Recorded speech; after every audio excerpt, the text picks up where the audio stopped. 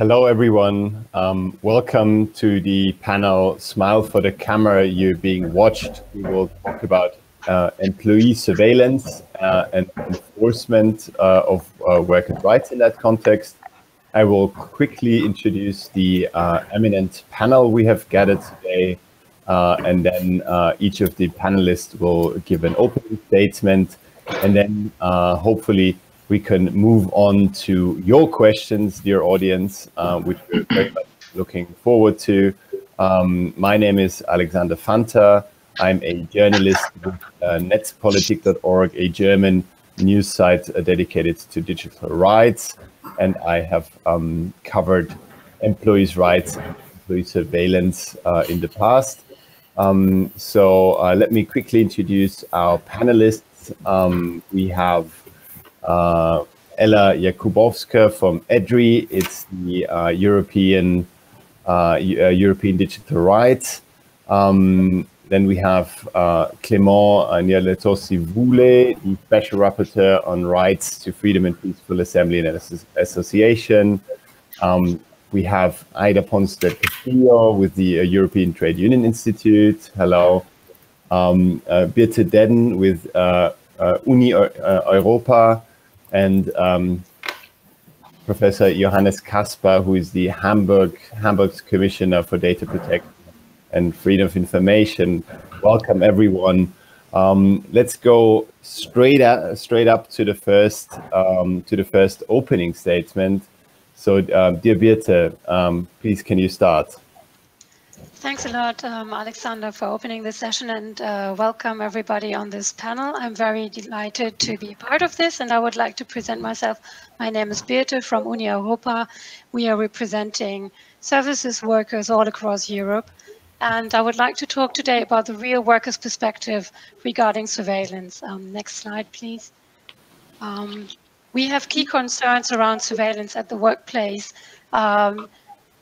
Tools that are used can be everywhere. It can be shift allocation, navigation software for drivers and delivery drivers, algorithmic management and recruitment, or performance management. And since the outbreak of the pandemic, we can really see that there is a huge increase in the use of surveillance tools in companies. So it's really immediately affecting workers all across Europe and globally, really. The problem being with the pandemic that workers have started working remotely from home. So that means that the surveillance tools are now also invading the private area, not only at the company premises, but now you have it at home. When you're typing, keystrokes that are analyzed, your face is analyzed depending on the software used. So everything is now also at home. And that is really a big breach of privacy. So all these technologies can really harm workers' physical and mental well-being. And this is in addition to the privacy concerns. Next slide, please. Thank you. So I would like to give you just a couple of examples so you understand what I'm really talking about.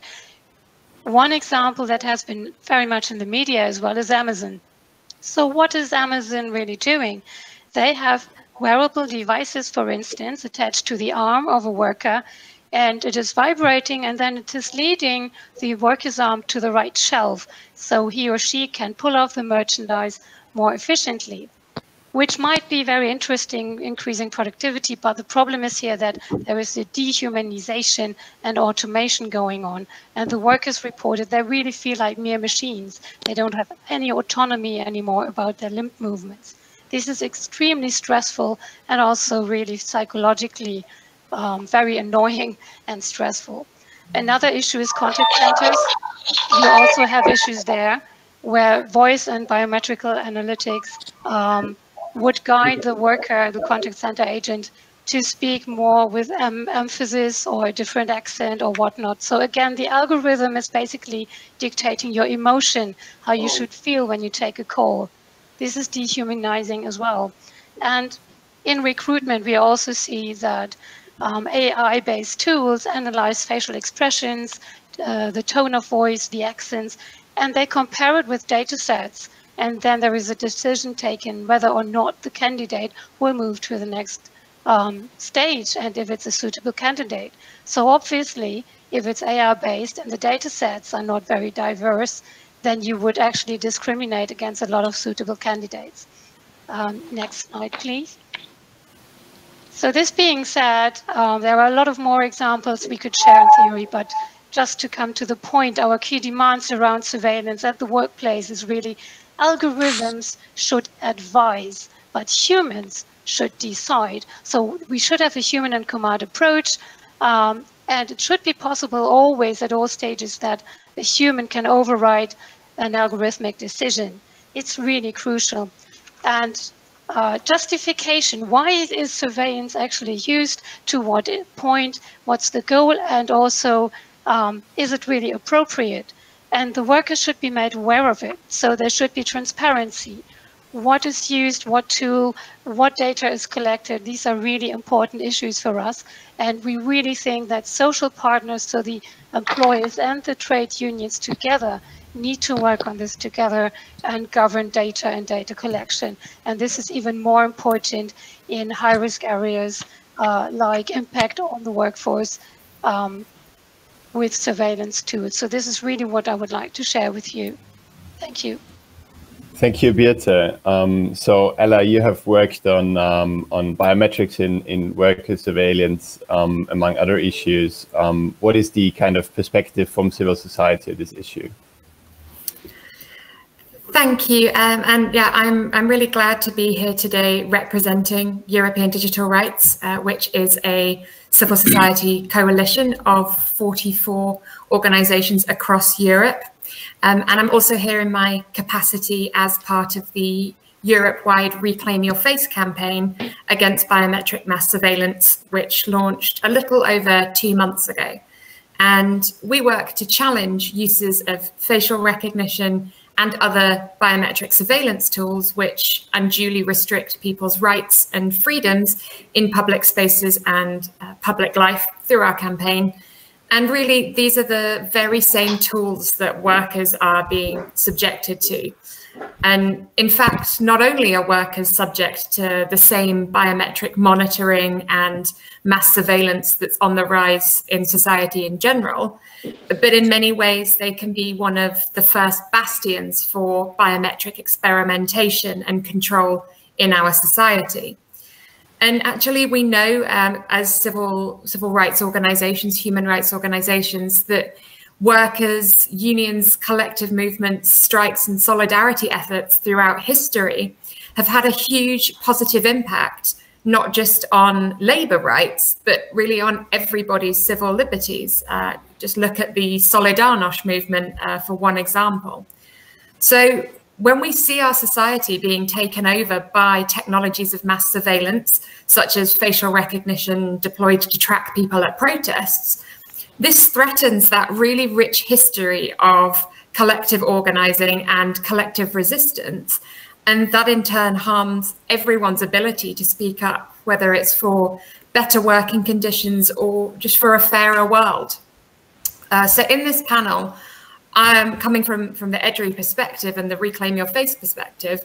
I'm really interested to explore how existing laws, potential new laws like a ban on biometric mass surveillance in Europe, which is exactly what we're campaigning for as Reclaim Your Face, and also the mobilization of people through unions, grassroots movements and civil society can challenge three of some of the most problematic issues raised in the biometric surveillance of workers.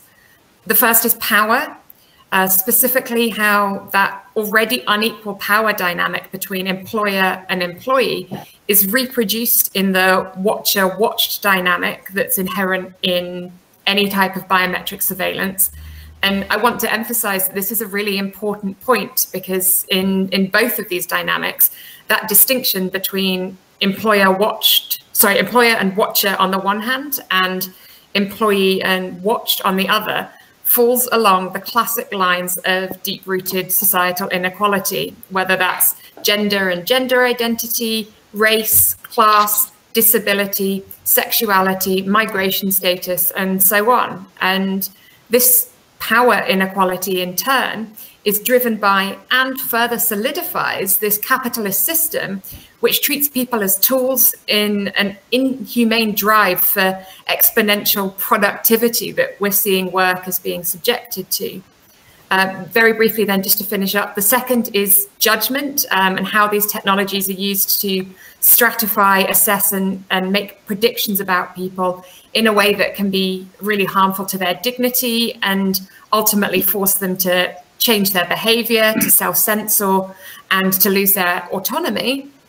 And lastly, my big problem that I want to tackle is how the surveillance of workers can legitimize the rise of emotion detection technologies, also known as affect recognition, which, despite lacking a scientific foundation and just this week being deemed incompatible with international human rights in a report by Article 19, are being aggressively pushed by tech companies like HireView and employers like Amazon. And they're doing this in an attempt to save money instead of making genuine investments in people. You know, taking the time to figure out if someone's a good candidate for a job, building relationships of trust and assessing performance. So essentially, they're attempting to find technological shortcuts to creating a workplace where people feel empowered and motivated to do a good job, and instead creating workplaces where people must put on the appearance of doing a good job out of pressure and fear due to the effect of being under constant biometric surveillance. And these patterns and these problems are reproduced across all uses of biometrics for mass surveillance purposes. Thank you, Ella, for this comprehensive overview. I would like to hand over to Aida, who has looked at this from a research perspective. What does the data say, Aida? Yes, thank you, Alex. And I would like to draw your attention indeed to some data at European level.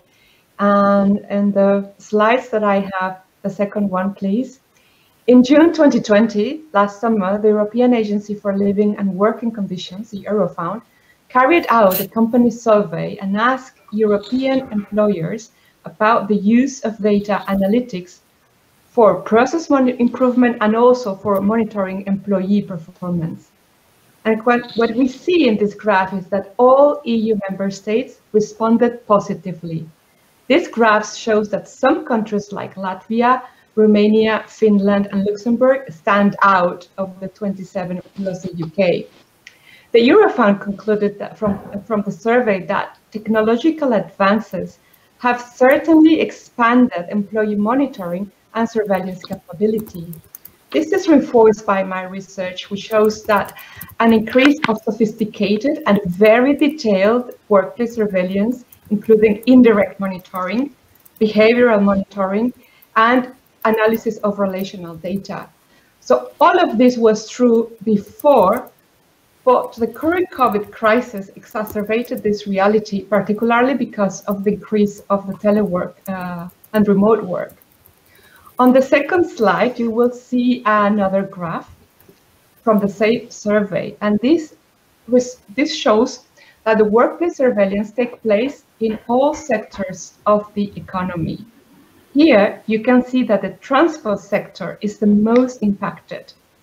Another interesting point is that the workplace surveillance is regulated at national level, but it varies a lot. It's sometimes allowed only to ensure workers' safety, sometimes only in extraordinary circumstances, sometimes if it is justified by the nature of the professional activity, and sometimes the national legislation states that worker monitoring must be proportionate and necessary to safeguard the employers' legitimate interests, but without prejudice to the rights and freedoms of the workers. An important fact about all these national laws is that they predate GDPR. And on my final slide, please, it's about the perception of European workers that have about these new realities and the concrete risks that they are facing.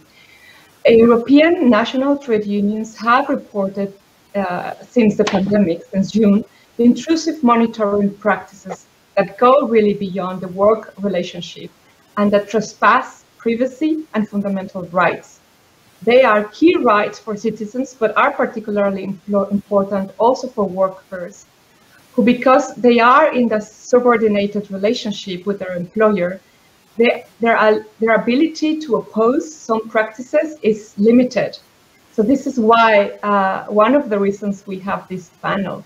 And as you can see, the negative consequences and risks associated to the workplace surveillance are many, and they go from a violation of autonomy and privacy, a violation of dignity, weaken of the right to disconnect that some European countries have, and it, all in all, perpetuate existence and create new inequalities.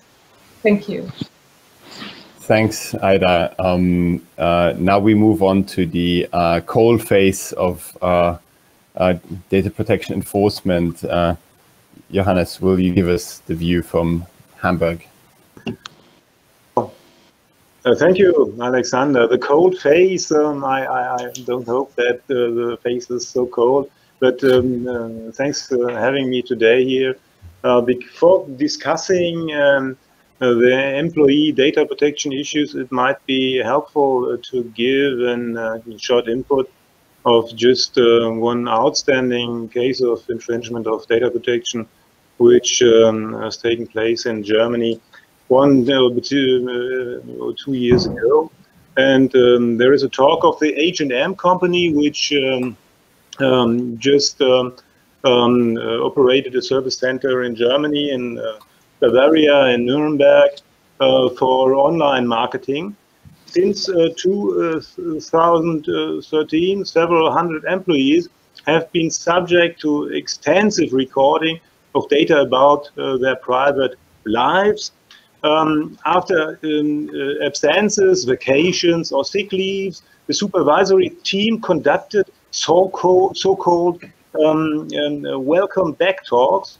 There were just talks about concrete vacation experiences, symptoms of illness, especially like cancer or other diseases. Furthermore, there were floor talks concerning family issues or religious beliefs that got taken down by this supervising team of H&M. All this was digitally stored on a network drive and rested there for analytic purposes. The data was used to meticulous evaluation of the individual work performance and for detailing profiles that could just enable H&M to decisions regarding the employment and the contractual status of the employees. This all led to a massive encroachment on civil rights on the employees, and so we opened an investigation in the last year and imposed a fine of 35.3 million euros on H&M, what is proportional on the one side concerning the revenue of the H&M group in global scale, and on the other side, which is also proportional just regarding the infringement in this case. H&M did not challenge this before court. They refrained just from the option to appeal this decision before court and accepted our fine. So this is in legal effect now. I'm glad to say this because it says that we can be easy with we don't have any procedure ongoing. We don't have the problem that people who are suffering from this infringement now have to go and have to come and have to appear before court as witnesses. This is not the requirement now, and so we can say this case is closed. But what follows for this case? this data collection was made. I think it's very special to say it was made accidentally. The data became accessible in 2019 in the course of a company-wide configuration error. If this had not happened, it might be likely that this all would have been remained untold. So this fact for me is rather disturbing. It might give a clue for the high amount of hidden cases in which data protection of employees is just violated in practice, and the rights and freedoms are violated in practice. There is likely a high estimated number of unknown cases of violation of rights and freedoms of employees. This is one aspect. The other aspect we might refer to is that data protection in the context of employment is an important issue. Employees are working in a hierarchic position to the employer, and this relation gives the employer a certain kind of structures which the employee cannot avoid. There is a high level of vulnerability, and on the other side, the employee sticks to the employer and cannot turn away. Like, for example, if there would be a relation between two market actors, especially in e-commerce or so, then you can just go away and change your partner, change the players, and avoid data protection issues in future. So we have a high level of effectiveness in this relation between employee and employer. Moreover, there is a really broad, there is not a really broad scope for individual consent as it comes to the data processing. Accepting directives concerning data transfer or giving away private data normally does not function because of the hierarchic difference between employee and employer. There can't be a real free choice which can be interpreted as a free consent. So this, I think, are grave questions we have to talk if we talk about data protection in the context of employment. Thank you for this short remark. Thank you, Johannes. I would also like to point out that I didn't mean to imply earlier that you're cold-faced, but that you're at coal face, to use the British mining metaphor. You're at the coal face of law enforcement. And moving on from the coal face to the global perspective, I'm very pleased to give the floor to Clément, who will tell us about his view as UN rapporteur on this issue. Thank you very much, Alexander, and good afternoon, my fellow panelists and those who are joining us from this morning or afternoon, if you are, depending where you are joining us from. First of all, I would like to thank the European Trade Union Institute for inviting us to this webinar. Having some German interference. Ich verstehe gar nicht, was los ist. Der Rechner aus, oder was? Nach 24, nach 20 Sekunden schaltet er sich aus. Ich habe keine Ahnung. Das stand da auf dem Display. Okay. Could the Germans on the line, please? I'm sorry, there are a lot of noise. So, yes, thank you very much. So I was saying that thank you also for the European Trade Union Institute for inviting me to this important webinar. And I think a lot had been already said regarding the surveillance at workplace and its impact on the enjoyment of the fundamental freedom of workers. But also, I think it also shows how this is becoming an emergency trends in this new digital economy. In my 2019 reports, I already raised the fact that the surveillance and the surveillance material used unduly without any proper standard, without process that follow human rights standard, is a violation of human rights, and it has first a chilling effect in the fact that it also prevents people to enjoy their fundamental freedom. If you take the example of protests where surveillance material, equipment, and video surveillance are put in public place, what it has is that it prevents people to really come out and to be able to exercise their rights to freedom of peaceful assembly. And when you come to the workplace, which is the discussion that we are having today, you can also see that, and I think it was mentioned that recently with all COVID-19, but also the increase on telework, you can also see that the surveillance that is happening in the workplace have an important chilling effect on workers. Not only it violates their right to privacy, but also from the information that I'm receiving also, it also prevents them to be able also to discuss as a group, as collectively, on some of the issues that are important for the work condition, as they feel that they are under surveillance. And this is an important issue for me as a UN Special Rapporteur on freedom of association, peaceful assembly. As you know, these fundamental rights, the freedom of association, help workers to be able to organize as a union, to be able to come together, to form an union, and to be able also to have a place to leverage their power, and to be able also to discuss with workers on worker condition, on workers' environments, on also health issues.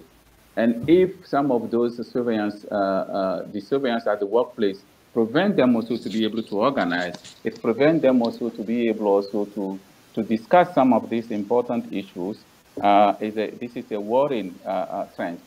And I think that it's important today to really, through the unionize of the workers, through this collective bargaining, that workers can be able also to come at the table to discuss any decision that in relation to the surveillance at works, any decision in relation to the data collection, or any kind of, or pushback, any kind of imposition of any data collection without consent, without any kind of proper standard that help to respect the fundamental human rights of workers. I think the surveillance itself, as you may see, we are noticed, and this is the kind of emergencies we are seeing in all of our life aspects. But when it touch on some of these important issues, it's important also to raise our voice and to also make sure that we denounce and we also call decision makers to be able also to put a standard in place to ensure that even in the private sector, this kind of technology is not used to prevent workers to enjoy their fundamental freedom.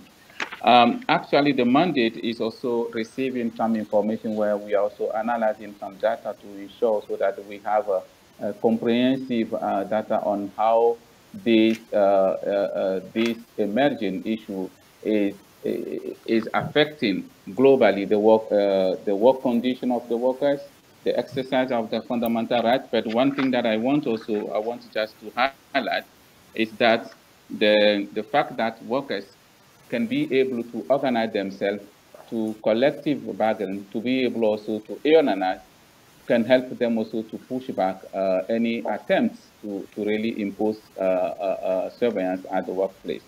So I would like to stop there, and with that we can come back on the specific issues and to discuss how to move forward and what are some of the ways that we can work collectively to ensure that the workplace is a place where workers can enjoy their fundamental freedom, including the right to privacy. Thank you very much. Thank you, Clément, for this very insightful fundamental rights perspective.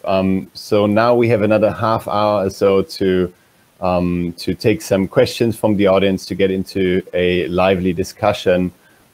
I see that we already have at least one question from the audience. It is regarding GDPR. Is Article 88 GDPR, which governs the right of employees, enough, or do we need more specific legislation to address employee surveillance? And I would give this question initially maybe to Birthe, and then maybe other panelists want to follow up. They can indicate that to me via the chat.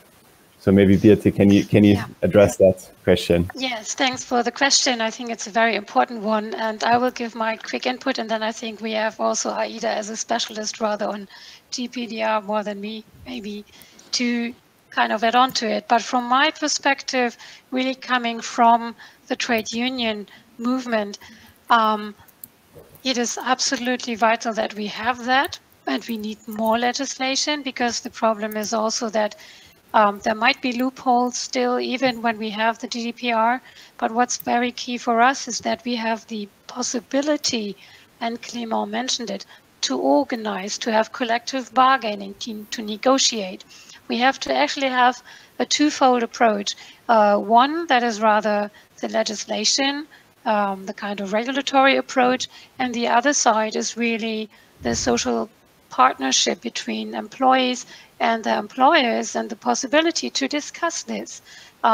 We have been talking now a lot about power and inequality and hierarchical structures, and social dialogue is the means, really the perfect means, to actually try to break this up and to discuss things, put it on the table, and to get the workers involved.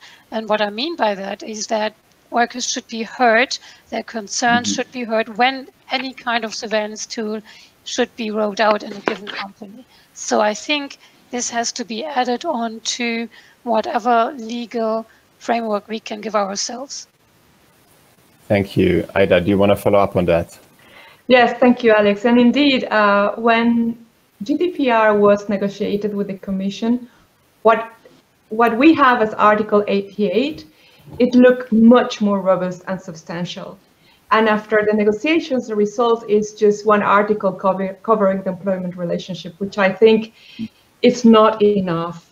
And it doesn't cover the new aspects of of surveillance, the new technology applied to many workers and many workplaces that it's rocketing as we speak. And indeed, we need national legislation, national guidelines from the data protection authorities, but also more substantial interpretation of GDPR from the Commission as well.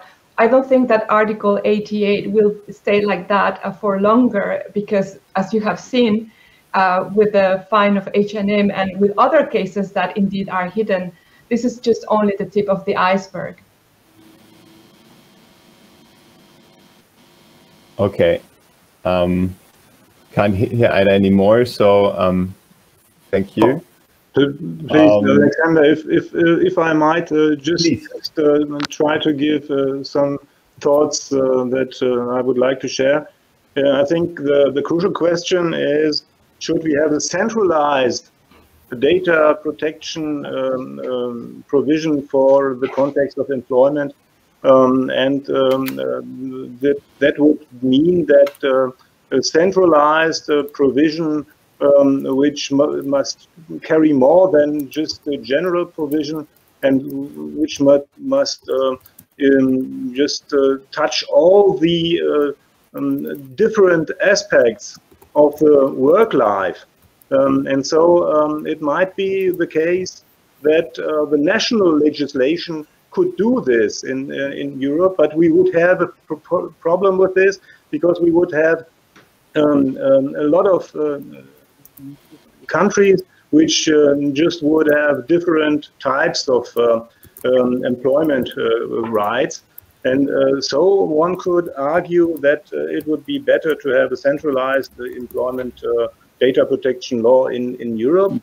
But apart from this, if we don't get it, and Article 88 is such a provision which links this kind of law to the national authorities, then there should be done more. We have a lot of points where it is crucial to have a clear regulation.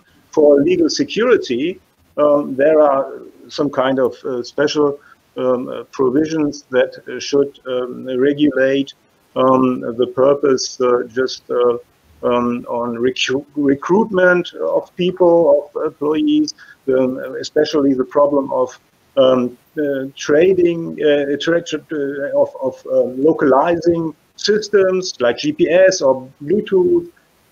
We should have special regulation concerning the use of social networks or the conduct of medical examinations. Only to just give you some kind of concrete aspects that we can't just regulate with general provisions. And I would strongly prefer a more developed and concrete regulation here in this. Okay. Thank you. Thank you. Is there anyone else who wants to chip in? Yeah, can I just chip in 1 minute? I mean, when reading the Article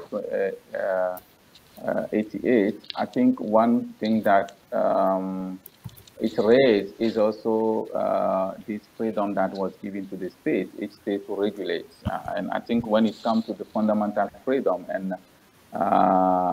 and how data collection impacts the workers, I think this article on my side felt maybe to ensure that there will be unified regulation within, because we are talking here about, yes, state taking the law, but we are talking about regulating a private sector, regulating a workplace where in this digital economy today, I think having unified rules help also to ensure that each state cannot have its separate rule, which finally are not consistent with their commitment under the international covenant. So I think for me that's the problem that it raised when you read it. I mean, the point 3, which talk about each state shall notify, or each those rules shall include suitable. It gave kind of line. It gave kind of orientation, but not the substance itself. Mm-hmm. I think that's a good point there. Ella, you had something more to add as well. Thank you. Yeah, and I would echo much of what my fellow panelists have said.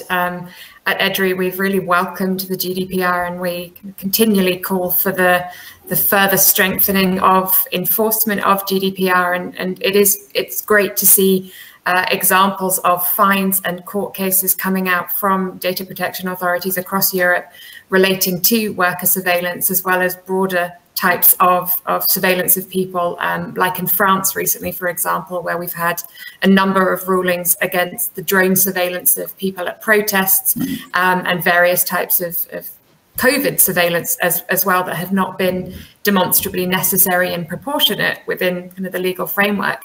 But I do think that there are some gaps to kind of the general principles that have been established in the GDPR, which is why at EDRI we are calling for a ban, a specific ban, to take the general prohibition on the processing of biometric data and to kind of close the gaps that are provided for by the legal basis of consent, for example, because I think, as my fellow panelists have said, consent is really thrown out of the window when you're dealing with these hierarchical relationships. And actually, I think one of the ways in which we're not currently equipped to deal with some of the size of these challenges is because these are business models that actually, at their very core, rely on the idea of surveillance and, you know, on optimizing their workers and surveilling them to try and track that, seeing their workers as tools rather than as humans.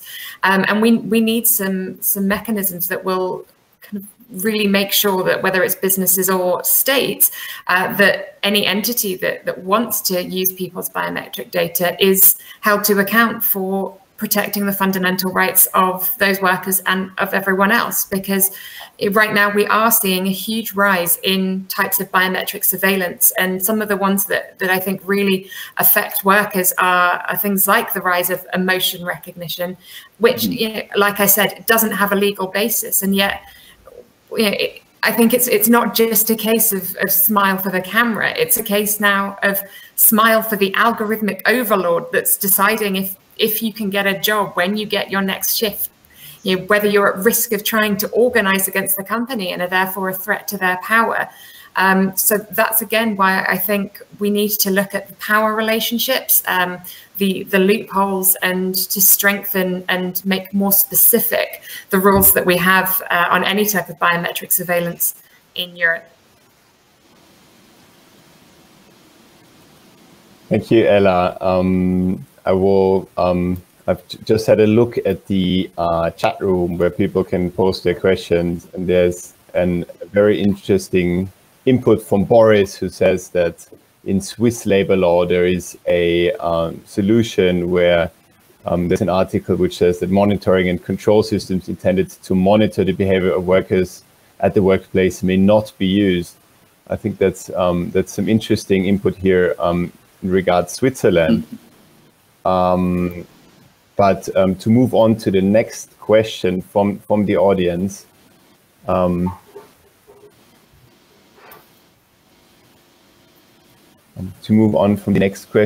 was a quite specific question from Pernille. Do you have examples of companies who are focusing on privacy and data ethics when it comes to worker surveillance? So maybe Ella, does anything come to mind in terms of examples who are focusing on this in a positive way? From my perspective, I would say privacy and data protection are incompatible with worker surveillance. You should not be surveilling workers. And the point I was making earlier about trust, I think as a general point, people that are trusted and well-informed and empowered are much more likely to behave in the ways that you want them to than people who feel controlled and like Big Brother is always breathing down their neck. So I think it's a bit of a paradox or a contradiction to think that we could have privacy respecting worker surveillance. And on the data ethics point as well, I mean, we see huge numbers of companies moving towards data ethics, coming up with their own ethics manifestos. And in general, what that is a desire to avoid hard regulation. In Europe, we've got the AI legislation coming up, and we have a lot of organizations or corporations really lobbying hard to have their ethical principles adopted, because ethics aren't binding. Ethics don't give the same European and international framework as you get under human rights law and, of course, the European data protection regime. So I personally, in my experience, would be quite skeptical of that. But I'd be interested to hear if others have examples. I'm seeing some nodding among the panelists. Birthe, do you have something to add? Yes, I would like to add. I'm actually totally in sync with what Ella has been saying. Unfortunately so, because it would be lovely to have best practice examples from companies who have a better take on all these issues. But what we experience is just the contrary. I would just very quickly like to share some research. We have our affiliate Prospect from the UK. It's a trade union. They have surveyed last year about 7,000 members of their regarding data collection at work. And almost half of them, 48% of the employees, have answered that they wouldn't know actually what data is collected on them. They don't even have any idea if there are any surveillance tools used in the workplace.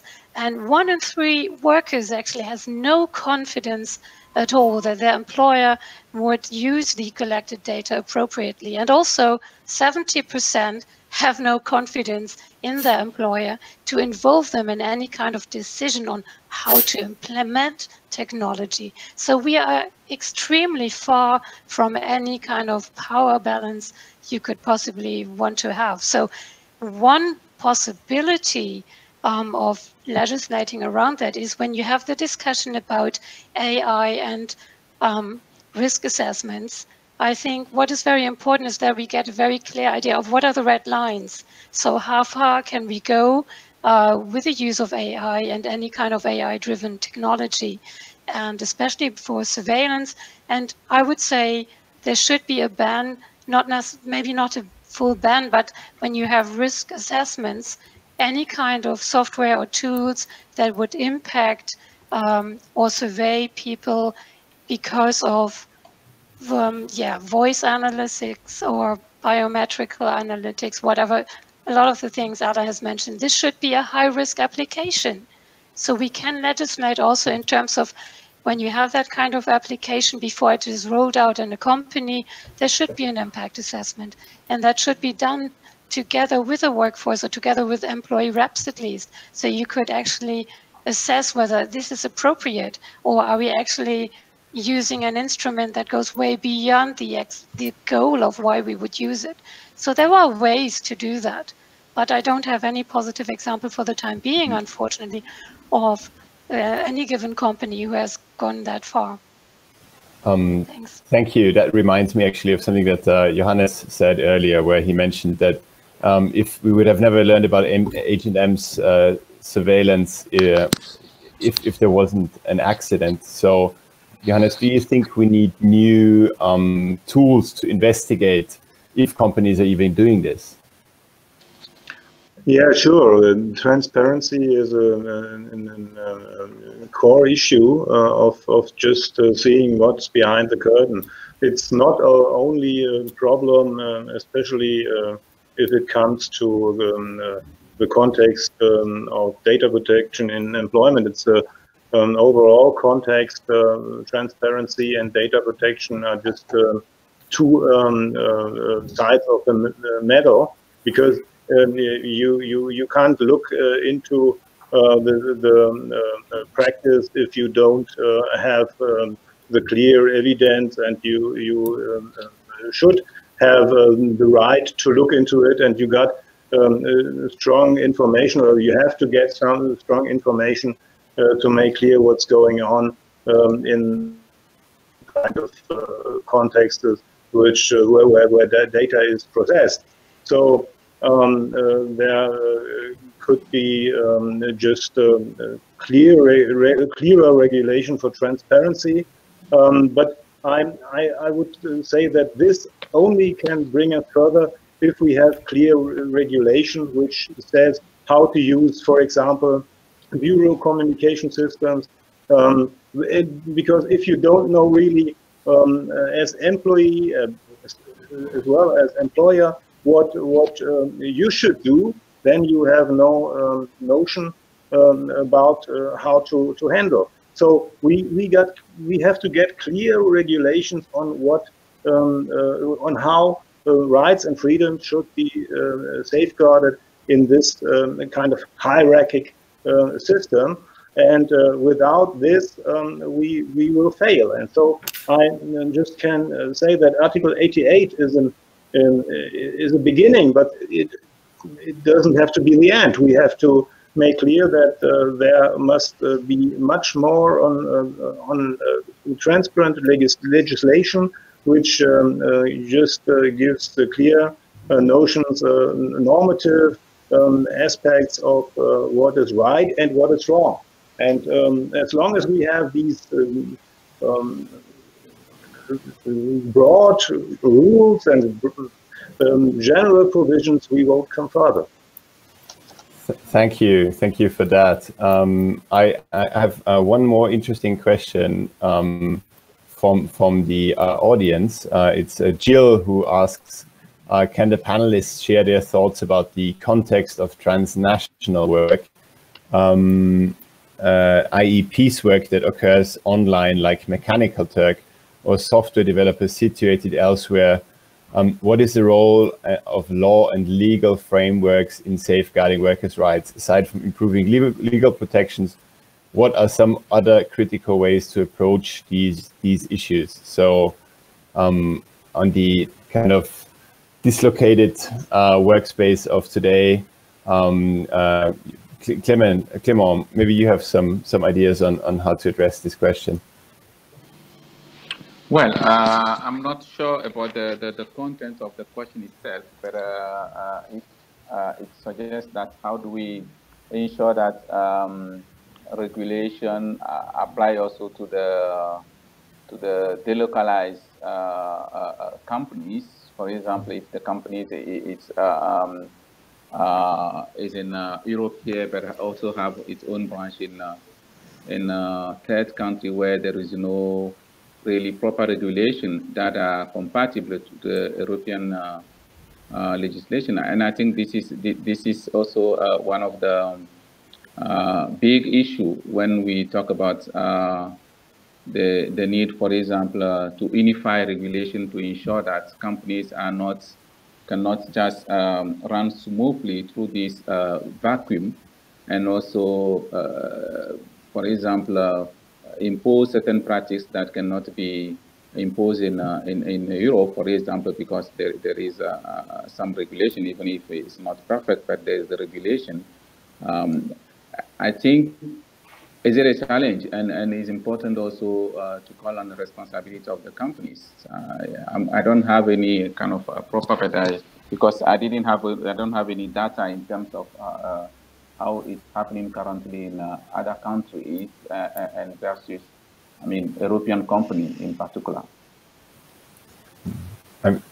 Does any of the other panelists have anything to add? I see Birthe's hand. Thank you. Yeah, thank you. I hope I got the question right, but I think what I understood is the question of how can you improve the conditions also for platform workers, for click workers. The example of Mechanical Turk was mentioned. The problem with all these was that, what is that the question, I think, because in that case... I think so. Yeah, in that case, the problem that we are facing is when you talk about social dialogue, when you talk about organizing and all of that, there is a problem of the concept of the employment relationship. This is really a big issue because companies, the platform companies are very often saying, yeah, but these people are self-employed people. They have actually decided to join us, work once in a while for the platform, but it's on their own account, and we are not the employer per se, we're just a platform, and they have the full freedom and choice of what they're doing.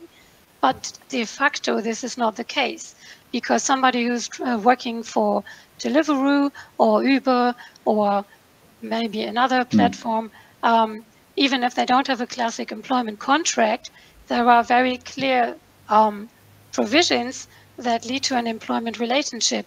And the difficulty for us, for example, is to say we can't necessarily organize people that don't have an employment relationship. And it's a very easy way out for companies to say, no, you're all self-employed. And that is really a big issue. And especially for these workers that are totally exposed to algorithms that take all the decisions. The algorithm takes the decision about your shift, about the allocation of when's your next turn for riding to this and that restaurant and delivering food to person XYZ. So everything is actually driven by the algorithm. So the employee also has not really the interlocutor or the person that is the employer just facing you, with whom you can actually connect and discuss. So it's a really issue. It's an issue for trade unions to organize those people. It's a problem for also people to actually organize themselves. Luckily, so there are examples. It's starting now. We have, for instance, the Hilfe platform in Denmark. They have agreed to have the collective bargaining agreement. So people understand now that even for that category of atypical workers, as we call them, there is a way to get organized. There is a way to claim your rights, but it's a very tough way. And the good news is that, for instance, workers in Google and Alphabet have just recently formed a union, and we've now a global union alliance for Google workers that is actually driven by our global network, UniGlobal. And it's really, really good to see that people now are aware of the necessity to take action. It's very grassroots. It's very much understanding that you need to have some sort of organized structure, because you have to face employers that are global, that are using AI in surveillance and that are very powerful. So it's very important to support all these movements. And it is tough, it is difficult, because we are moving in a kind of atypical situation and with a very extreme power imbalance. Thank you. As we move towards the end of the panel, there's a last question from the audience I was hoping to take. It's Pernille again, who asks, some employers give their staff access to a fitness center because they want them to be healthy, but they don't want to follow them down to the fitness center. Do you think there are ways of giving them a tracking wristband to measure their health and get a cheaper health insurance? I'm sure we have a couple of panelists who are ready to address that. Maybe Ella, do you wanna start off? Sure, thank you. And there's a lot to unpack here.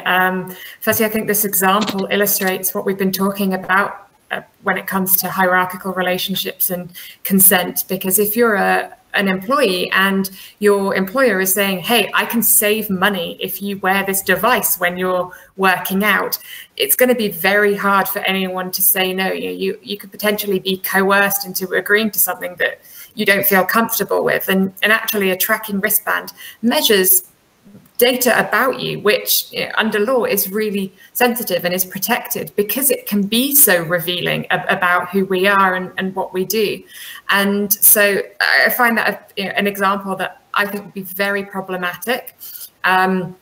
There's also the issues of, then what happens to that data? And we've recently seen Google and Fitbit merge in the EU. And we all know that Google their business model is using our data against us. So if you're being forced to have a smart device that gets your most sensitive data and gives it to a big tech company, that's very alarming. And when I kind of muse about companies like Amazon, for example, that have this drive to push their workers and treat them as only a tool in achieving productivity and profit, you just think, well, what about someone who has a heart palpitation? Are they suddenly going to find themselves mysteriously fired because the company imagines that they might have a heart attack and want to get rid of them because of that? And that might sound quite dystopian, but if workplaces are monitoring people and surveilling people and have access to their sensitive health data,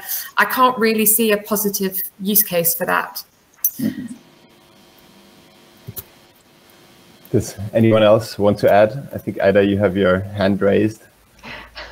No, but I was just resting my hand.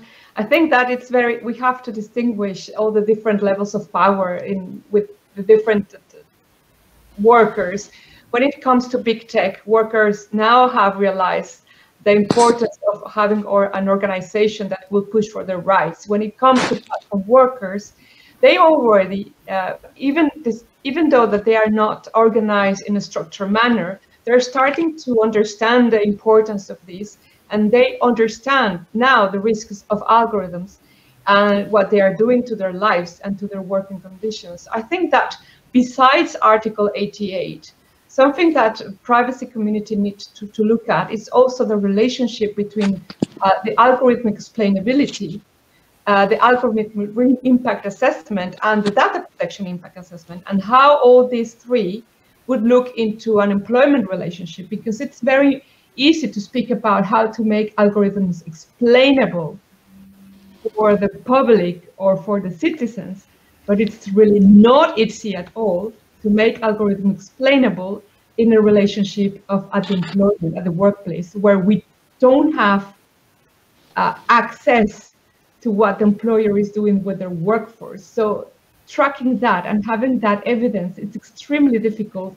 And this is why I agree with Johannes Caspar, who really needs to modernize these provisions and to make a really strong, legitimate basis for the employment context, and how we collect data and how that data is used by employers and maybe by third parties as well. Okay. I can see now we have a very lively discussion about the example in the chat. but as we're moving towards the end of the time that was given us by the organizers. Sorry, how many minutes? Okay, so we still got a bit of time left. I'm just hearing, yeah. So I can't quite see any more concrete questions from the audience, but I was still interested to hear a bit more from the panel, especially about the question of, you know, how many recent, we've seen a couple of recent examples discussing employee surveillance. There's some more that were mentioned, and is there anything like, because I think right now we all have a few examples in mind. We're thinking of Amazon workers, we're thinking of H&M workers, but what do the panelists think is the new frontier in terms of monitoring employees? What are the technologies we should be looking out for in the next couple of years? Aida has a view towards that. Yes, well, as I said before, we have now moved into worker surveillance version 3.0, in which we deploy a very detailed technologies to surveil not only productivity and behavior, but as Ella said, facial expressions and emotions can also be a source of monitoring and analysis.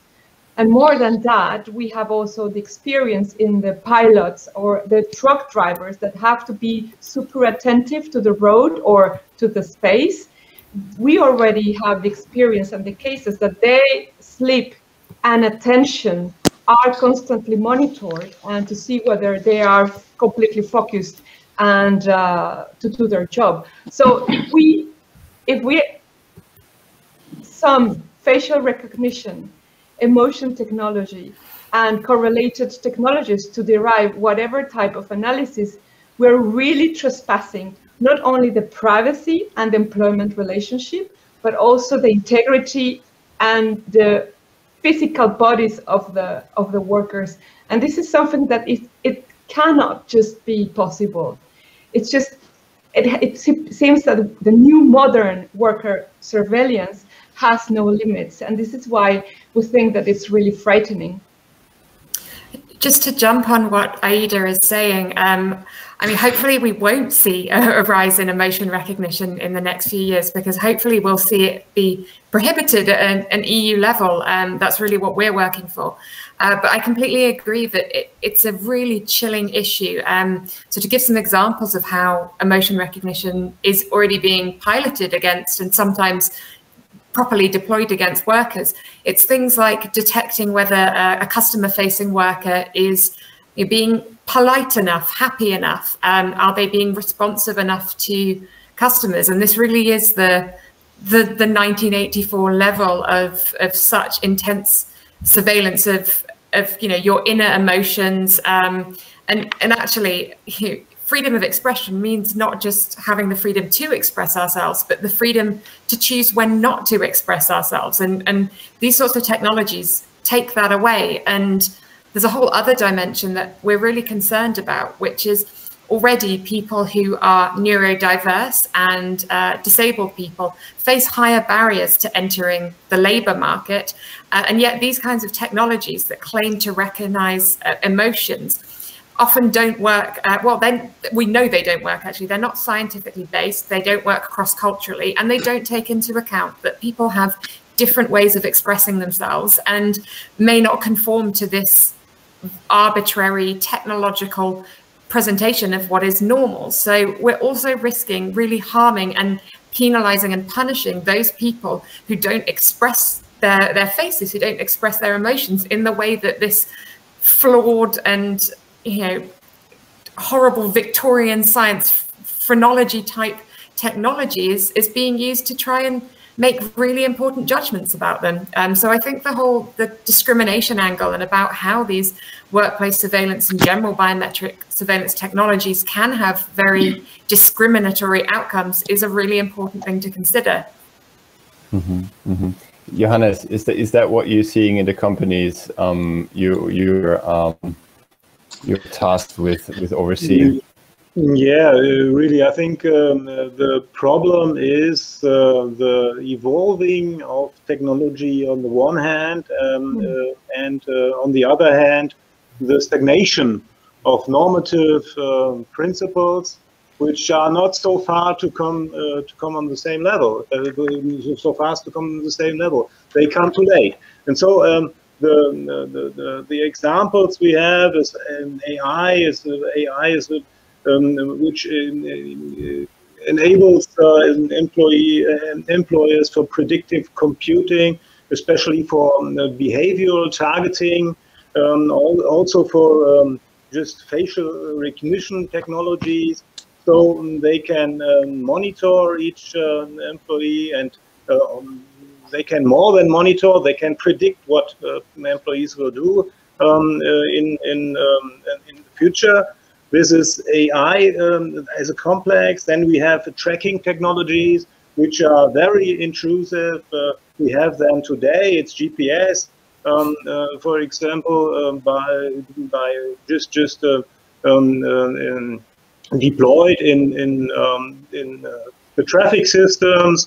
We have also the biometrics, biometric analytics. If you have authentication systems which are running in the company, so you have to give some kind of biometrics of yourself if you're an employee there, and this all comes together. And this can just, in all these aspects, bring social threat for just having big scale profiles of employees.